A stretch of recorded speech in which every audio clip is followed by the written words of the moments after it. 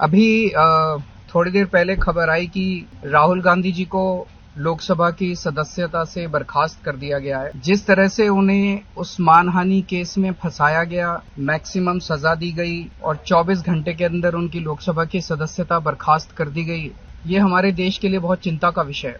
हम जुडिशरी का सम्मान करते हैं, लेकिन जो जजमेंट आया हम उसका समर्थन नहीं करते।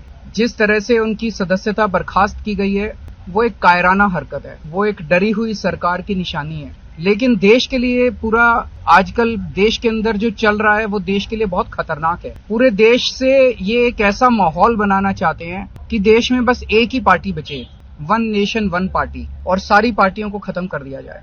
ये एक ऐसा माहौल बनाना चाहते हैं कि एक ही नेता बचे, वन नेशन वन लीडर, बाकी सारे लीडर्स को खत्म कर दिया जाए।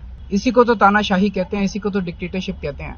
पूरा देश ये देख रहा है। मैं देशवासियों से अपील करना चाहता हूं कि ये भारत हम सबका है, ये भारत 130 करोड़ लोगों का है। हम सब ने मिलकर आजादी की लड़ाई लड़ी थी, हमारे पुरखों ने आजादी की लड़ाई लड़ी थी, आजाद भारत को आजाद कराने के लिए। लेकिन आज की जो सरकार है प्रधानमंत्री नरेंद्र मोदी जी के नेतृत्व में, इस सरकार का स्वरूप अंग्रेजों की सरकार से भी बहुत ज्यादा खौफनाक और खतरनाक है। अब लोगों को सामने आना पड़ेगा, लोगों को सामने आके इसके खिलाफ लड़ाई लड़नी पड़ेगी। अगर हमने भारत को बचाना है तो 130 करोड़ लोगों को एक साथ इकट्ठे होके इस लड़ाई में शामिल होना पड़ेगा। सरकार किसी की बने, कल को सरकार चाहे इसकी बने चाहे उसकी बने, इस पार्टी की बने उस पार्टी की बने, वो जरूरी नहीं है। लेकिन जिस तरह से जनतंत्र के ऊपर हमला किया जा रहा है वो सही नहीं है।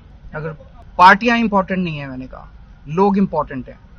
अभी मैंने संसद के अंदर, विधानसभा के अंदर एक एग्जाम्पल दिया। एक ऑटो रिक्शा वाला मिला, ऑटो रिक्शा वाला मुझे कह रहा था जी मुझे व्हाट्सएप मैसेज भेजने में डर लगता है। मैंने कहा क्यों? कहते हैं शायद गिरफ्तार ना कर लें। इस देश के अगर एक ऑटो रिक्शा वाले को व्हाट्सएप मैसेज भेजने में डर लगता है तो आपने 130 करोड़ लोगों को डरा के रखा हुआ है। ऐसे देश कैसे चलेगा? डर डर के लोग कैसे जिएंगे? और क्यों डर डर के जिए? हम, हमारा देश है, हम आजाद भारत के आजाद नागरिक हैं, हम क्यों डर डर के जिए? पूरे देश को व्यापारी डरा हुआ है, किसान डरा हुआ है, मजदूर डरा हुआ है, नेता डरे हुए हैं, सब लोगों को डरा के रखा। जुडिशरी डरी हुई है, जज डरे हुए हैं, मीडिया वाले डरे हुए हैं, सबको धमकाते हैं ये लोग।